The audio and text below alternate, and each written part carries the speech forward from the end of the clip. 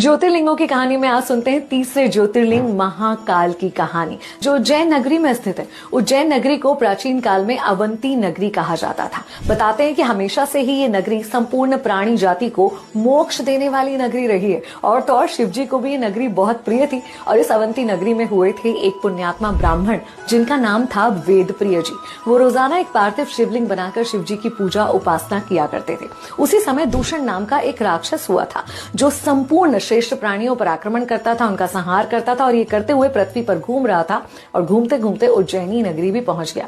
जब वहां वो लोगों का संहार करने के लिए आया तब वेदप्रिय जी ने सभी से कहा कि आप बस शिव जी पर भरोसा रखें और ये अपनी साधना में लीन रहे।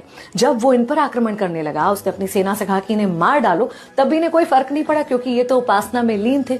और उसी समय उस पार्थिव शिवलिंग की जगह पर एक गहरा गड्ढा हुआ तेज आवाज के साथ, और वहां से सामने आए विकट रूप में शिव जी। ये था शिव जी का महाकाल रूप। शिव जी ने उन दुष्टों का तुरंत संहार किया और संपूर्ण ब्राह्मणों के कहने पर हमेशा के लिए महाकाल रूप में वहीं वास कर गए। यही माना जाता है कि जो महाकाल है वो दुष्टों के लिए काल बनते हैं और श्रेष्ठ लोगों के लिए आश्रय बनते हैं। महाकाल के दर्शन मात्र से कहा जाता है कि फिर स्वप्न में भी कोई दुख नहीं होता।